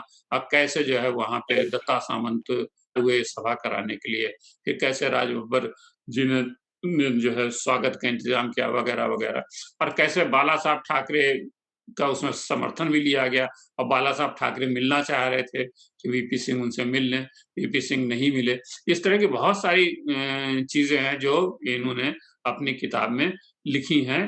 तो मुझे लगता है कि ये किताब और इस चीज के लिए जो अभी इस किताब का जो पूरा लेआउट है, जो फॉन्ट है, और खासतौर से फौजिया जी को धन्यवाद मैं कहूंगा कि ये बहुत ही साहसिक फैसला है कि फॉन्ट बड़ा है, और किताब भले मोटी हो गई लेकिन उसको पढ़ने में बहुत सुविधा होती है, और आप जल्दी पढ़ लेते हैं, जल्दी उसको खत्म कर लेते हैं, और लिखी भी बहुत रोचक भाषा में है, बहुत अच्छी लिखी हुई है। और किताब में केवल राजनीति ही नहीं है, उसमें जावेद अख्तर की भी चर्चा है, शबाना आजमी की भी चर्चा है, उसमें रेखा की भी चर्चा है, और रेखा और शबाना आजमी के उस इंटरव्यू की भी चर्चा है जो रविवार में छपा था, और जो रेखा ने इंटरव्यू किया था शबाना आजमी का। तो बहुत सारी ऐसी चीजें हैं जो उस कालखंड की हैं, जो बड़ी इंटरेस्टिंग है, और उसकी भी चर्चा है। हाँ, जैसा शुरू में लखेड़ा जी कह रहे थे कि मुझे भी ऐसा लगता है कि बहुत सारे इस किताब में कुछ प्रसंग जो हैं वो संतोष भारती ने थोड़ा जो है वो बचा लिए हैं, थोड़ा उनको किनारे रखा हुआ है। तो मुझे लगता है कि नहीं, आपने बहुत अच्छी किताब लिखी है, और इसलिए भी अच्छी है कि देखिए हिंदी में इस तरह की किताब की कोई परंपरा नहीं थी। अंग्रेजी में तो बहुत से पत्रकारों ने लिखी है और बहुत कुछ है, पर हिंदी में एक इस तरह का राजनीतिक वृत्तांत किसी ने लिखा नहीं है। तो ये पहल थी संतोष भारती की, और जो अच्छी है। तो मुझे लगता है कि इसको अंग्रेजी में भी इसका अनुवाद हो, और इसका दूसरा संस्करण आए जल्दी। तो संतोष जी को बधाई, और फौजिया जी आपको भी बधाई, और इंदिरा गांधी राष्ट्रीय कला केंद्र को धन्यवाद कि उन्होंने इस पुस्तक पर चर्चा आयोजित की। धन्यवाद। सर, आपने बहुत ही रोचक जानकारी दी पुस्तक के बारे में। पुस्तक जरूर पाठकों को ये बहुत अच्छा लगेगा, और लोग जरूर आकर्षित होंगे इसकी पुस्तक को पढ़ने के लिए। तो आपका बहुत बहुत धन्यवाद। और मैं आमंत्रित करना चाहूंगा हमारे इस कार्यक्रम के अगले वक्ता आदरणीय श्री उदय कुमार द्विवेदी जी को, जो कि प्रख्यात राजनीतिक चिंतक और राजनीतिक विश्लेषक और CSDS में एसोसिएट प्रोफेसर और भारतीय भाषा कार्यक्रम के निदेशक हैं, और बहुत ही जानी मानी हस्ती हैं। हम सब उनको रोजाना टेलीविजन पर सुनते हैं। तो अब हम सुनना चाहेंगे इस पुस्तक के बारे में उनके विचार। सर, मैं आपको आमंत्रित करता हूँ। धन्यवाद रमेश जी। इस चर्चा के सभी प्रबुद्ध और आदरणीय भागीदारों का अभिनंदन करते हुए मैं अपनी बात शुरू करूंगा। और जितनी तारीफ यहाँ संतोष जी की पुस्तक की हो रही है, मुझे लगता है कि संतोष जी की पुस्तक इससे भी ज्यादा तारीफ की मुस्तहक है। और उसके कुछ बहुत ठोस कारण हैं मेरे सामने, जिनको एक एक करके मैं आपके सामने रखूंगा। मैं आमतौर पर प्रशंसा के लिए नहीं, आलोचना के लिए जाना जाता हूँ। और बहुत ही शायद ही कभी आपने सुना होगा कि मैं कभी किसी की कोई तारीफ कर रहा हूँ, लेखन में भी और बोलने में भी। पहली बात तो यह है कि इस पुस्तक की जो शैली है, या शैली का मतलब केवल भाषा से मेरा नहीं है, शैली, इस पुस्तक का जो जॉनर है वो अपने आप में एक अनूठा है। ये प्रथम पुरुष में लिखी हुई पुस्तक है, मैं इसके कवर पे ही मैं लिखा हुआ है बहुत बड़ा बड़ा। तो ये पुस्तक प्रथम पुरुष में है, यानी जब कोई पुस्तक प्रथम पुरुष में होती है तो जो पुस्तक लिख रहा है वो उसकी अपनी कहानी ज्यादा होनी चाहिए। लेकिन ये संतोष जी की अपनी पत्रकारीय और राजनीतिक जीवन के बारे में कुछ सूचनाएं तो देती है किताब ये, लेकिन मुख्य तौर पर ये किताब वीपी सिंह के बारे में है, वीपी सिंह की राजनीतिक जीवनी है। तो ये अपने आप में एक बहुत अनूठी बात है कि आप प्रथम पुरुष में, यानी मैं किताब लिखते हैं, लेकिन वो किताब किसी और के बारे में होती है। तो ये जो संतुलन है, संतुलन को बिठा पाना, या तो संतोष जी से ये अनायास हो गया है, और अगर उन्होंने उसको जानबूझकर सुचिंतित तरीके से, योजनाबद्ध तरीके से ये संतुलन बैठाया है, तो फिर मेरे लिए ये काफी आश्चर्यजनक बात है। क्योंकि मैंने कम से कम दिन रात लिखना पढ़ना ही मेरा काम है, और बाकी साथी भी बहुत सारी किताबें उन्होंने भी पढ़ी होंगी, वो मेरे ख्याल से मेरी बात की तस्दीक करेंगे कि ये जो विशेष बात है वो दूसरी पुस्तकों में नहीं पाई जाती। कम से कम मैंने ये बात नहीं पाई। और चूंकि मेरा काम केवल राजनीति पर बोलना और लिखना नहीं है, मैं राजनीति में थोड़ी रिसर्च भी करता हूँ। तो मेरे ऐसे व्यक्ति के लिए जो कि राजनीति पर अनुसंधान करता है, उसके लिए आखिरकार ये किताब क्या लेकर आती है। और अगर मैं एक एक करके आपको बताऊंगा तो आपको ताज्जुब होगा कि एक ऐसी किताब जो कि खुद एक सोशल साइंटिस्ट ने नहीं लिखी है, जो कि एक ऐसे व्यक्ति ने लिखी है, इसका बुनियादी डिसिप्लिन पत्रकारिता है, उसकी लिखी हुई किताब एक समाज वैज्ञानिक के लिए, समाज वैज्ञानिक को क्या दे सकती है। तो मैं ये कहूंगा कि समाज विज्ञान के क्षेत्र में एक इतिहास लेखन का एक अनुशासन है, इसको आप कहते हैं हिस्ट्री ऑफ प्रेजेंट। आप देखिए, ये दोनों आपस में विरोधाभासी बातें हैं। प्रेजेंट का जो हमारा इतिहास हो सकता है, लेकिन समाज विज्ञान ने एक नया अनुशासन ये विकसित किया है, इसको हिस्ट्री ऑफ प्रेजेंट कहते हैं। और बहुत बड़े बड़े समाज वैज्ञानिकों ने ऐसी पुस्तकें लिखी हैं जिनको हिस्ट्री ऑफ प्रेजेंट की श्रेणी में डाला जा सकता है। मैं संतोष जी की किताब को उसी श्रेणी में रखूंगा। देखिए, 80 का दशक जिसके बारे में ये किताब है, और 90 का दशक, ये अभी अतीत नहीं हुए हैं। इसको गुजरे हुए जमाने की श्रेणी में हम नहीं रख सकते। ये दोनों दशक हमारा वर्तमान है। हम सब लोग इस वर्तमान में जीवित रहे हैं। मैंने खुद चश्मदीद गवाह के तौर पर, एक पत्रकार के तौर पर, एक राजनीतिक समीक्षक के तौर पर वर्तमान को देखा है। तो ये हिस्ट्री ऑफ प्रेजेंट है, और हिस्ट्री ऑफ प्रेजेंट हम लोगों के सामने क्या परोसता है। देखिए, ये कौन सा प्रेजेंट है? ये एक ऐसा प्रेजेंट है कि राजनीति का युग समाप्त होने की तरफ जा रहा है। इसी के साथ साथ एक पार्टी के वर्चस्व के तौर पर जो कांग्रेस का युग है, यानी राजीव गांधी के नेतृत्व में जो 400 से ज्यादा सीटों की सरकार बनी थी, उसके बाद कांग्रेस को एक पार्टी के तौर पर देश में कभी बहुमत नहीं प्राप्त हुआ। कांग्रेस की बाद में 10 साल सरकार रही, लेकिन वो बहुमत की सरकार नहीं थी, वो अल्पमत की सरकार थी। तो एक पार्टी के तौर पर कांग्रेस के वर्चस्व का दौर भी समाप्त हो रहा है। जब दो महत्वपूर्ण दौर समाप्त हो रहे हैं, इसका मतलब है कुछ नई चीज बन रही होगी, कुछ नई राजनीतिक शक्तियों का उदय हो रहा होगा, राजनीति के एक नए मुहावरे की पैदाइश हो रही होगी। और वो संतोष जी की इस किताब में सिलसिलेवार मिलता है, संस्मरणों की शक्ल में मिलता है, पॉलिटिकल एक्शन की शक्ल में मिलता है, लेकिन इस तरीके से मिलता है कि आपके सामने एक भव्य चित्र, एक खूबसूरत चित्र खड़ा होता है। एक ऐसा चित्र इसके अंदर रंगों के बहुत ही बारीक डिटेल्स हैं, लेकिन हर रंग आप अलग अलग पहचान सकते हैं। वीपी सिंह की राजनीति का रंग अलग है, चंद्रशेखर की राजनीति का रंग अलग है। सब जितने भी इस पुस्तक के पात्र हैं, खुद संतोष जी की जो राजनीति है उसका रंग बिल्कुल अलग है। हर रंग को आप अलग अलग पहचान सकते हैं। रंग आपस में गड्ढमड नहीं हुए हैं, लेकिन रंगों की संख्या की कोई बारीक डिटेल, माइक्रो डिटेल्स हैं ये।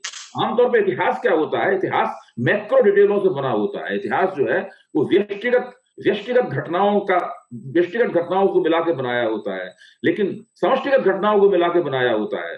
लेकिन संतोष जी की किताब माइक्रो डिटेल से मिलकर बनी है, वो व्यक्तिगत घटनाओं से मिलकर बनी है। ये इस किताब की दूसरी बहुत बड़ी खूबी है। जब एक युग समाप्त हो रहा है और दूसरा युग सामने आ रहा है, तो फिर वो कौन से माध्यम हैं, वो कौन से राजनीतिक माध्यम है जिनके जरिए एक युग पृष्ठभूमि में जा रहा है, नेपथ्य में जा रहा है। तो इसके लिए मैं 3 बातों की शिनाख्त करूंगा, जिसके लिए संतोष जी की ये किताब आगे भी जानी जाएगी। और बाद में जब कोई इस जमाने के ऊपर लोग अनुसंधान करेंगे, तब उनके सामने एक संदर्भ सामग्री की तरह संतोष जी की किताब होगी, और वो न केवल इस किताब को पढ़ के बहुत सारी जानकारी हासिल करेंगे, और उनमें ये भी उत्सुकता होगी, संतोष जी से मिलेंगे भी, उनके इंटरव्यू भी लेंगे। क्यों हो सकता है जो उस किताब में न रह गया, जैसे उमाकांत जी ने बताया, ऐसी बहुत सी बात है, तब तक संतोष जी अपने आप को मना लें कि इन बातों को वो और भी कहेंगे। तो उन अनुसंधान करने वाले छात्र, उन रिसर्च स्कॉलर्स के लिए ये किताब और संतोष जी दोनों ही बहुत ही उपयोगी साबित होंगे। तो इसमें पहली बात यह है कि ये किताब इस देश के पहले भ्रष्टाचार विरोधी आंदोलन का ब्यौरा देती है। हम सब लोगों की स्मृति में दूसरा भ्रष्टाचार विरोधी आंदोलन है, जो अन्ना हजारे और अरविंद केजरीवाल के नेतृत्व में चलाया गया था। लेकिन यह पुस्तक पहले भ्रष्टाचार विरोधी आंदोलन के बारे में जानकारी देती है। भ्रष्टाचार का मुद्दा चुनाव का केंद्रीय मुद्दा बन गया। यह कोई अपने आप में छोटी उपलब्धि नहीं थी। आज पेगासस वाले सवाल को लेकर पूरा विपक्ष अड़ा हुआ है, उसको वो राजनीति का प्रभावी मुद्दा बनाना चाहता है, लेकिन नहीं बना पा रहा है। और संतोष जी ने अपनी पुस्तक में यह भी लिखा है कि गोफर्स का मुद्दा तो धीरे धीरे उसकी दम निकलने लगी थी, वो निष्प्रभावी होता जा रहा था। फिर से अचानक एक गुल खिलता है, जिसके अंदर एनटी रामाराव शामिल हैं, इसके अंदर विश्वनाथ प्रताप सिंह शामिल हैं, इसके अंदर संतोष जी शामिल हैं, और फिर से गोफर्स का मुद्दा दोबारा उभरता है और इसके ऊपर छा जाता है। और फिर राजीव गांधी उसी मुद्दे की चोट से 200 सवा 200 सीटों पर आ जाते हैं, और फिर कांग्रेस को सरकार बनाने का दावा छोड़ना पड़ता है। वहां से जो कांग्रेस का पराभव शुरू होता है, वो पराभव 45 सीटों तक आ चुका है। तो संतोष जी अब हमारे वर्तमान के उस क्षण का इतिहास लिख रहे हैं जहां पे कांग्रेस का पराभव शुरू होता है, और उस पराभव के जितने भी अभिनेता हैं, जिनमें वीपी सिंह प्रमुख हैं, उन अभिनेताओं की राजनीतिक जीवनी के तौर पर यह किताब उभरती है। अब दूसरा बहुत महत्वपूर्ण मुकाम इस किताब का यह है कि यह किताब अगर ये पहले भ्रष्टाचार विरोधी आंदोलन का ब्यौरा पेश करती है आपके सामने, तो ये दूसरे गैर कांग्रेसवाद का भी ब्यौरा पेश करती है। पहला गैर कांग्रेसवाद कौन सा था? जो डॉक्टर लोहिया और चौधरी चरण सिंह का गैर कांग्रेसवाद था। लेकिन यह पुस्तक दूसरे गैर कांग्रेसवाद का ब्यौरा पेश करती है। अब संतोष जी एक जगह कहते हैं कि एक साथ जगह आ गए, तो यही तो डॉक्टर लोहिया ने किया था। डॉक्टर लोहिया ने जनसंघ को और सीपीआई को और समाजवादियों को एक जगह बैठा दिया था। तभी 1967 में पहले गैर कांग्रेसवाद का जन्म हुआ था, उसकी संरचना बनी थी। और इस दूसरे गैर कांग्रेसवाद में भी वीपी सिंह के प्रयासों से वामपंथी और दक्षिणपंथी एक जगह आ जाते हैं और दूसरा गैर कांग्रेसवाद जन्म लेता। तभी तो कांग्रेस का एक वर्चस्वी पार्टी के रूप में पराभव होता है। तो ये दो बहुत महत्वपूर्ण मुकाम किताब शिनाख्त करती है, उन्हें रेखांकित करती है, और इनको हमें एक बार फिर से पूरी रोशनी डालकर देखना चाहिए। अब इसमें नई राजनीतिक शक्तियां कौन सी पैदा हो रही हैं? नई राजनीतिक शक्ति पैदा हो रही है जनता दल। जनता दल कोई छोटी मोटी राजनीतिक ताकत नहीं थी। मेरा मानना यह है कि कांग्रेस के बाद उस जमाने में ये भारतीय जनसंघ या भारतीय जनता पार्टी से भी ज्यादा बड़ी राजनीतिक शक्ति थी, और ये इतनी बड़ी राजनीतिक शक्ति थी कि आज भी इसके टुकड़ों से ही इस देश की राजनीति का एक बड़ा हिस्सा बना हुआ है। भाई उत्तर प्रदेश में मुलायम सिंह की पार्टी क्या है? उत्तर प्रदेश में अजीत सिंह की पार्टी क्या है? बिहार में नीतीश कुमार और लालू यादव की पार्टी क्या है? कर्नाटक में देवेगौड़ा की पार्टी क्या है? उड़ीसा में बीजू जनता दल नवीन पटनायक की पार्टी क्या है? बहुत सी पार्टियों तो अभी तक नाम के आगे से जनता दल शब्द हटाया नहीं है। कोई उसमें जनता दल एकीकरण लिख देता है, कोई बीजू लिख देता है, लेकिन कहीं जनता दल देवेगौड़ा है, कहीं जनता दल कुछ है, कहीं जनता दल सेकुलर है। तो जनता दल आज तक इस देश की राजनीति में एक महत्वपूर्ण उपस्थिति बना हुआ है। पहले वो एक पार्टी था, आज वो कई टुकड़ों में बंट जाने के बाद भी जनता दल का उदय कब हुआ था? जनता दल का उदय इन्हीं 20 वर्षों में हुआ था, जिन 20 वर्षों का इतिहास संतोष भारती ने लिखा। और आप देखिए जो पहला गैर कांग्रेसवाद था, उसके विचारक और संगठक अगर डॉक्टर लोहिया थे, तो उसमें कांग्रेस से टूट के आए चरण सिंह उसकी दूसरी प्रमुख शक्ति थे।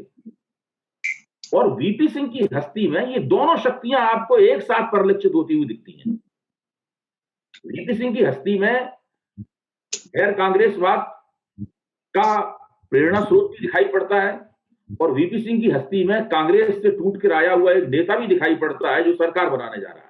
तो ये जो 1967 के साथ में इस पुस्तक की जो एकात्मकता है, और उसके बाद में सन 2011, 12 और 13 में जो भ्रष्टाचार विरोधी आंदोलन चला, उसके साथ इस पुस्तक की जो एकात्मकता है, ये भी इस पुस्तक की बड़ी खास तरह की विशेषता है। यानी ये पुस्तक अपने अतीत के साथ भी नाता रखती है, और उसी के साथ साथ में ये पुस्तक अपने भविष्य के साथ भी नाता रखती है। बहुत मुश्किल है ये इस तरह की खूबियों की, इसलिए मैं मानता हूं कि एक ऐसी पुस्तक है, नई पुस्तक लिखी जा सकती है।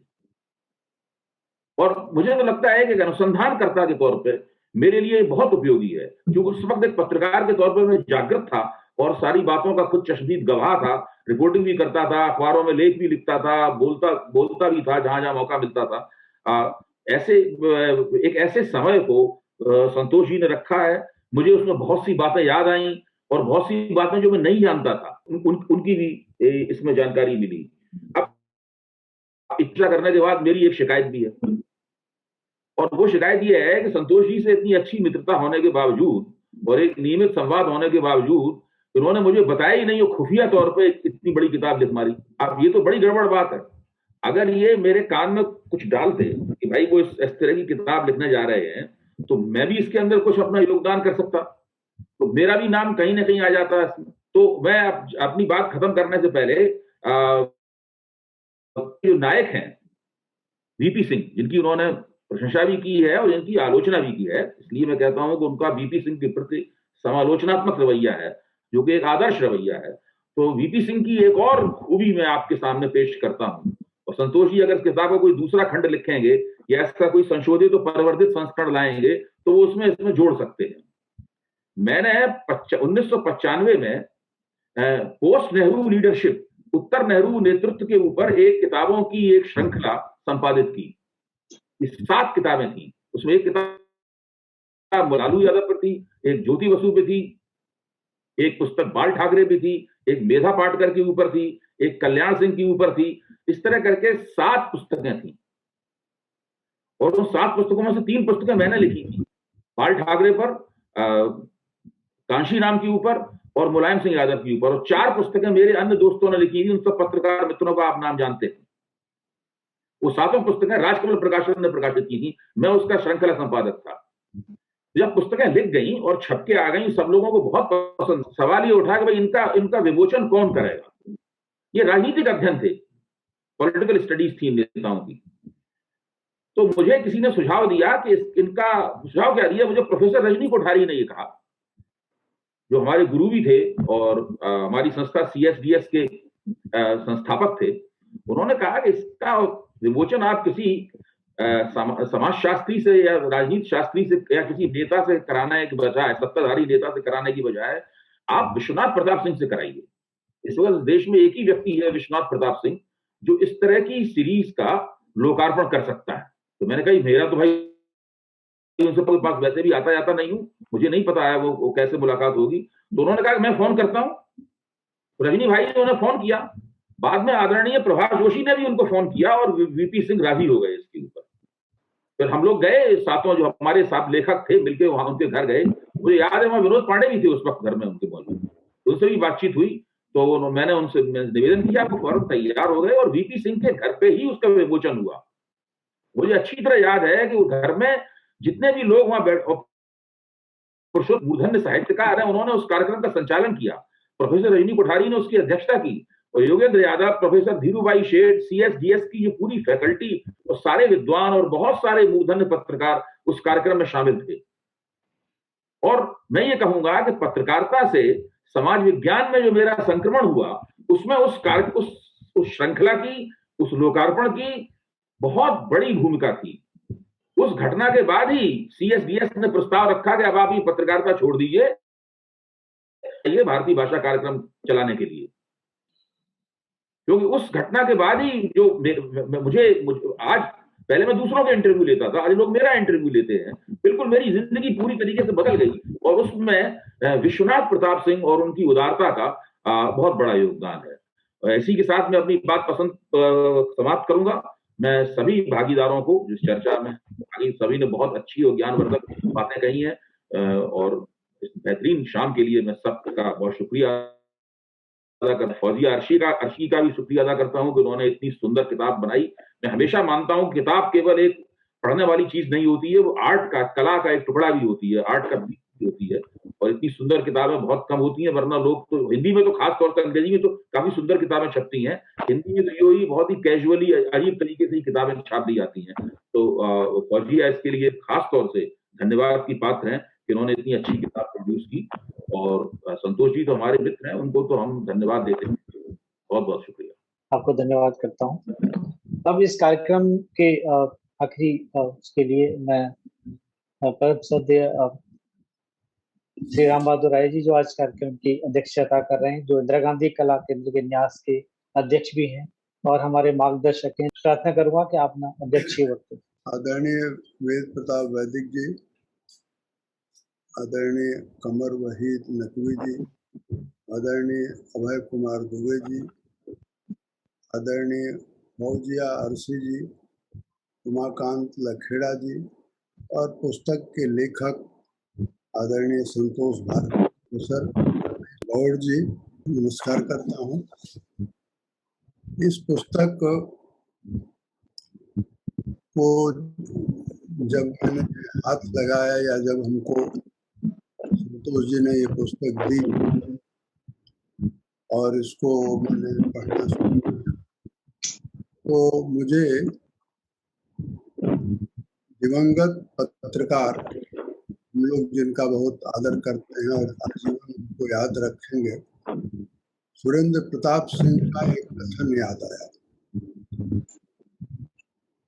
उसका संदर्भ क्या है ये उसमें नहीं जाऊंगा, लेकिन दुनिया की बात हो रही थी और वे कमर वहीद नकवी की बहुत तारीफ कर रहे थे।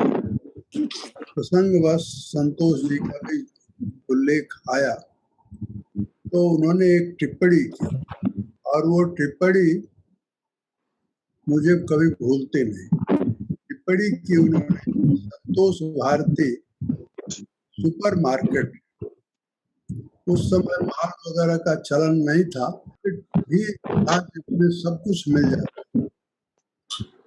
और सचमुच ये जो पुस्तक है हमने पढ़ा या जो लोग भी इसको पढ़ेंगे तो पाएंगे कि भारतीय राजनीति का जो सुपरमार्केट है, अब उसको आप छोटा या बड़ा माल कह सकते हैं, संतोष जी के दिमाग में दर्ज है।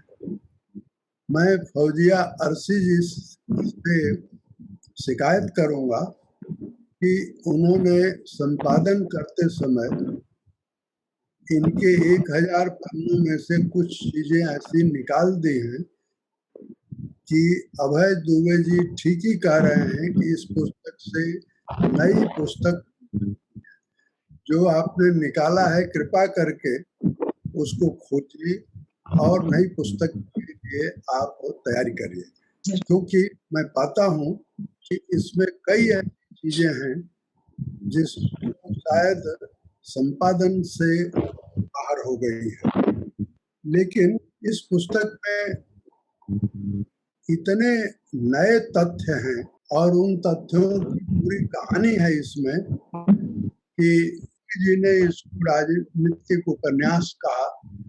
मैं इसको कहूंगा कि संतोष भारती जी की पत्रकारिता का ये राजनीतिक संस्मरण है और उस संस्मरण को अगर आप संस्मरण की दृष्टि से देखें तो ये उस कहानी से जो शायद इनके बहुत नजदीकी मित्रों को भी जानकारी नहीं है, कि इन जान बचाने का श्रेय भी विश्वनाथ प्रताप सिंह को। विश्वनाथ प्रताप सिंह से चंद्रशेखर जी से इनका जो आत्मीय संबंध था, उन संबंधों के इस पुस्तक में इन्होंने पत्रकारिता का पूरा ईमानदारी से निर्वाह किया है। और ये आप जब विश्वनाथ प्रताप सिंह के प्रधानमंत्री काल का चैप्टर पढ़ेंगे तो आप पाएंगे, मैं उसको दूसरे तरह से अगर कहूँ तो वहाँ संतोष जी ने ईमानदारी बरती है, लेकिन विश्वनाथ प्रताप सिंह के साथ उन्होंने अन्याय कर दिया। यानी विश्वनाथ प्रताप सिंह प्रधानमंत्री के रूप में कितने लाचार हैं, अव्यवस्थित हैं, लोगों से घिरे हुए हैं और हट गए हैं, ये सब कुछ उसमें आ जाता है। और मुझे ऐसा लगता है कि ये जब मृत्यु पत्र पर हस्ताक्षर का जो अध्याय इसमें है, उस अध्याय को पढ़ते हुए एक उस अध्याय में कहानी है, यानी संतोष जी सरकार को बचाने के लिए देवीलाल को गढ़चिरौली से जाकर के ले आते हैं, प्रतीश नंदी को तैयार करते हैं। प्रतीश नंदी मुंबई एयरपोर्ट पर इनका इंतजार कर रहे हैं और ये दोनों जाकर देवीलाल जी को दिल्ली ले आते हैं। लेकिन विश्वनाथ प्रताप सिंह ने देवीलाल से बात करने की जरूरत नहीं समझी और देवीलाल चंद्रशेखर जी से बात करने चले गए और उसके बाद जो हुआ हम जानते हैं कि विश्वनाथ प्रताप सिंह की सरकार बची नहीं। विश्वनाथ प्रताप सिंह अपनी सरकार बचाना चाहते थे, अपनी सरकार चलाना चाहते थे, इसके बारे में अनेक मत हैं।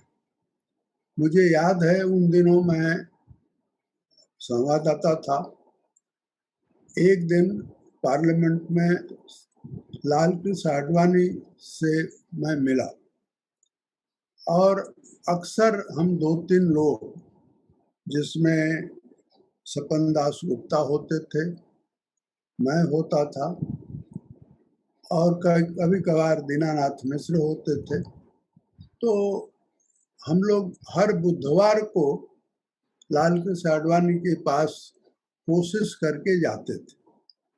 लालच ये होता था कि मंगलवार को जो विश्वनाथ प्रताप सिंह की सरकार के समर्थक नेता हैं, यानी लेफ्ट के और बीजेपी के, उनके साथ प्रधानमंत्री निवास में शाम को डिनर होता था और डिनर के बाद आगे की नीति तय होती थी। तो हम लोगों को, यानी ऐसे बहुत लोग कोशिश कर रहे होंगे, परंतु हमारी कोशिश ये होती थी कि आडवाणी जी से मिलकर हम ये जाने, बीजेपी का प्रतिनिधित्व 2 लोग कर रहे थे, अटल बिहारी वाजपेयी और लाल कृष्ण आडवाणी।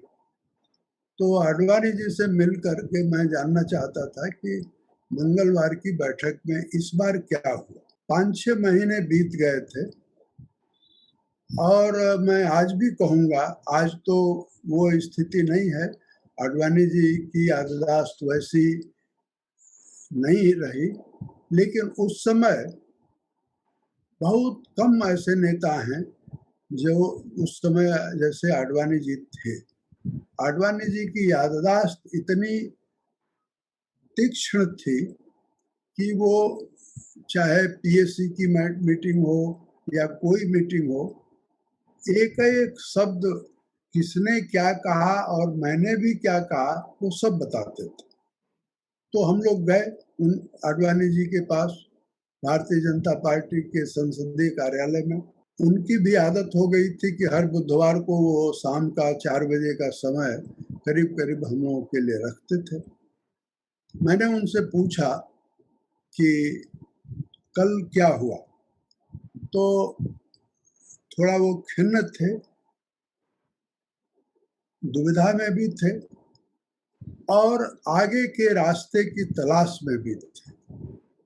उन्होंने उनके शब्द हैं, मैं याद कर रहा हूँ। उनके शब्द हैं कि मुझे संदेह है कि विश्वनाथ प्रताप सिंह सरकार चलाना चाहते हैं, और इसलिए हमारे सामने अब सवाल यह है कि अगर हमको मध्यावधि निर्वाचन में जाना पड़े तो हमारे सामने, और उस मुद्दे की तलाश में ही दरअसल वो रथ यात्रा का प्रोग्राम निकला, जो प्रमोद महाजन और गोविंदाचार्य की सलाह से उस निकला। हालांकि लालकृष्ण आडवाणी उसके लिए बहुत, उनमें आत्मविश्वास नहीं था, उसके लिए वो तैयार नहीं हो रहे थे। प्रमोद महाजन ने उनको किसी तरह से तैयार किया।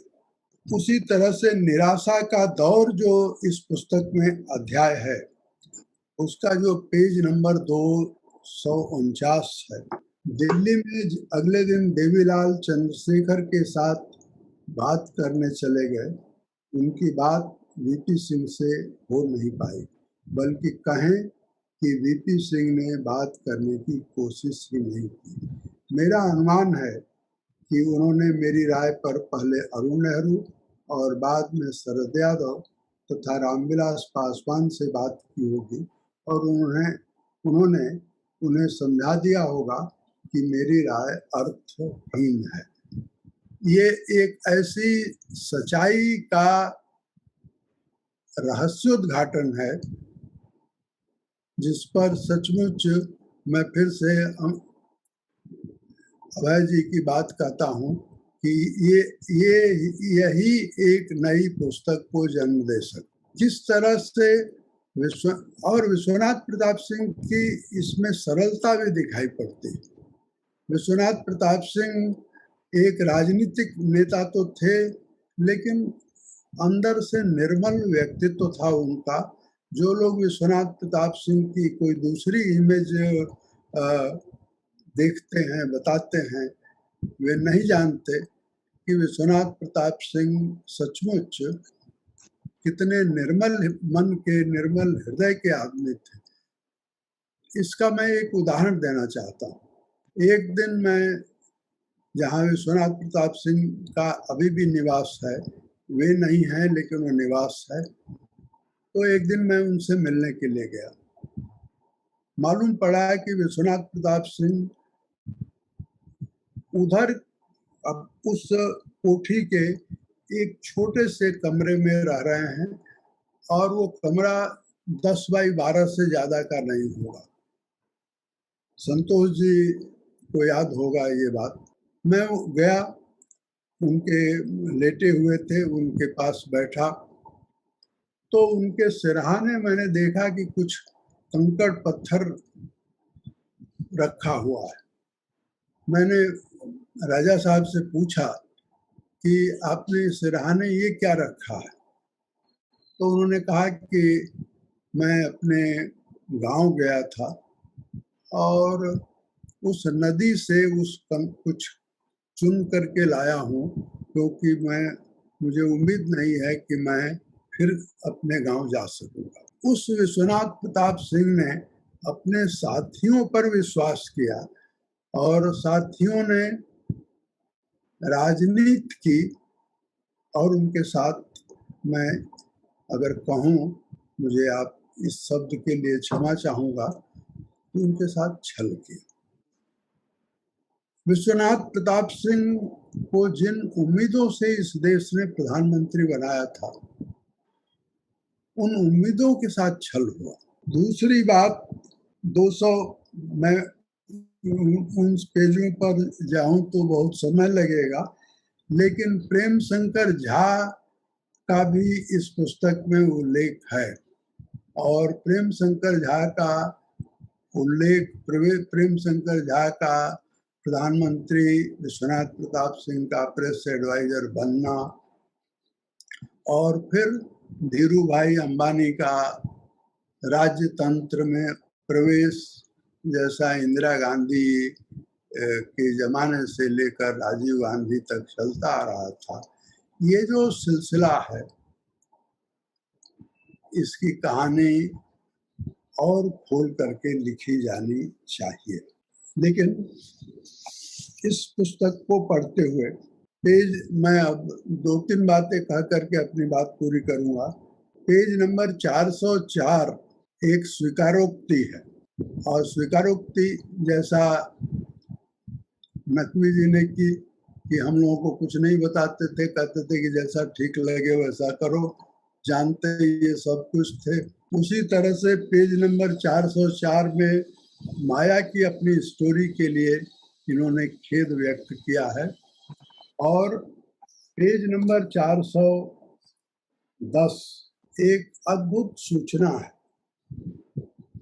उस अध्याय का शीर्षक भी दरअसल उत्सुकता पैदा करता है कि आखिर 23 जून को सब कुछ बदल जाएगा, ये इसका अर्थ क्या?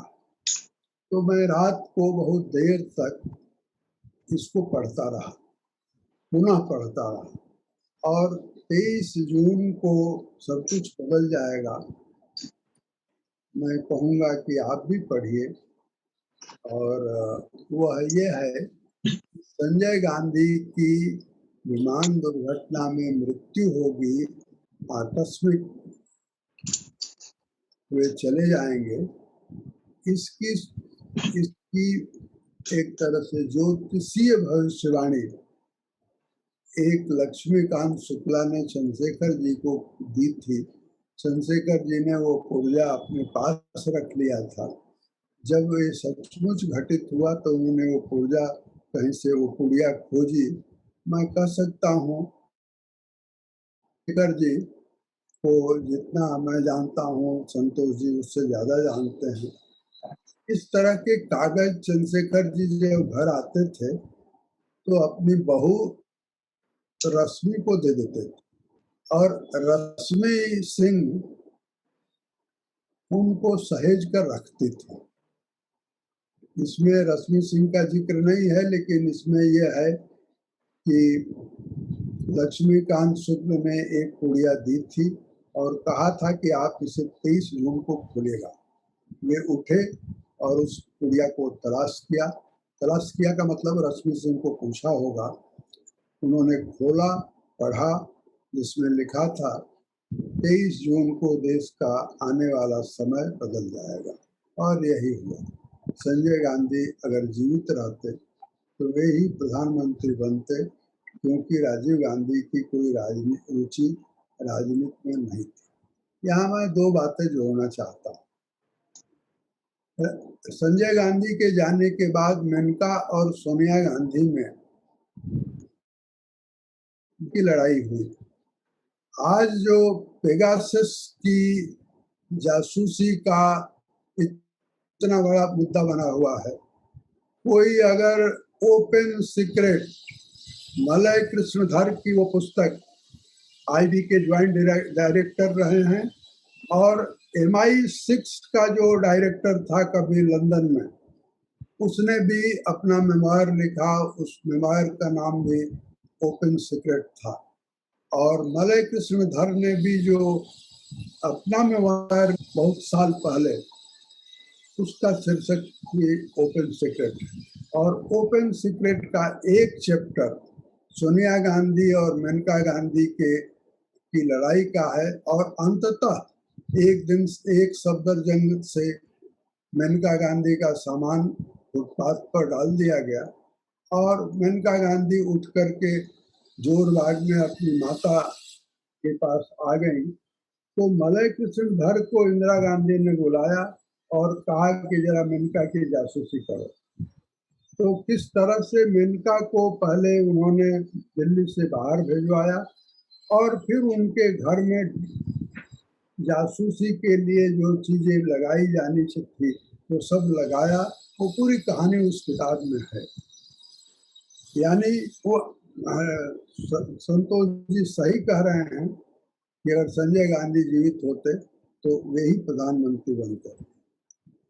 मैं ये भी कहूँगा कि संतोष जी का ज्योतिष में विश्वास नहीं है, ये भी इस पुस्तक में एक जगह झलक रहा, इसलिए मैं उसको पढ़ना चाहता हूँ। एक दिन से पंडित लक्ष्मीकांत शुक्ला ने कहा था कि गांधी परिवार में एक साथ माँ बेटे का राजनीति में रहना संभव नहीं है, लेकिन लक्ष्मीकांत शुक्ला का कथन अधूरा ही सच हुआ। पिछले 10 सालों से वरुण गांधी और मेनका गांधी सफलतापूर्वक राजनीति में हैं। दोनों संसद में नहीं हैं, लेकिन जब पुस्तक लिखी जा रही थी तब जरूर दोनों संसद में थे। मैं इस पुस्तक के लिए संतोष जी दूंगा और ये फौजिया आरसी जी को मैं कहूँगा कि संपादन में जो आपने बचाया है उसकी छोटी ही सही, लेकिन आप एक किताब बनाइए। और रमेश जी ने ये आयोजन किया, सब लोग आए, बहुत आनंद की बात हुई और ये पुस्तक घर घर जानी चाहिए। मैं इसी कामना के साथ अपनी बात पूरी कर रहा हूँ। धन्यवाद सर, आपके अध्यक्षीय वक्तव्य और मार्गदर्शन के लिए। आप ही के मार्गदर्शन में इंदिरा गांधी राष्ट्रीय कला केंद्र इस तरह के कार्यक्रमों का आयोजन करता है और आज का ये कार्यक्रम बहुत ही अनूठा और अनोखा है। जो पत्रकारिता जगत के जो महादिग्गज सब लोग यहाँ पर उपस्थित हैं और हम सबसे पहले तो धन्यवाद करना चाहेंगे श्री संतोष भारती जी का कि जो उन्होंने हमें ये अवसर दिया, अपनी परमिशन दी इस पुस्तक के ऊपर परिचर्चा करने के लिए। तो आपका बहुत बहुत धन्यवाद आपके समय के लिए और कॉन्सेंट के लिए। और मैं धन्यवाद करना चाहूँगा आज के सभी वक्ताओं, आदरणीय डॉक्टर वेद प्रताप वेदिक जी का, श्री उमाकांत अकेला जी का, कुमार दुबे जी का, कमर नकवी जी का, कि आपने अपने बहुमूल्य समय से समय निकालकर आज इस अवसर पर हमें अनुग्रहित किया और इस कार्यक्रम की शोभा बढ़ाई। तो इन्हीं शब्दों के बाद मेरा बहुत बहुत धन्यवाद।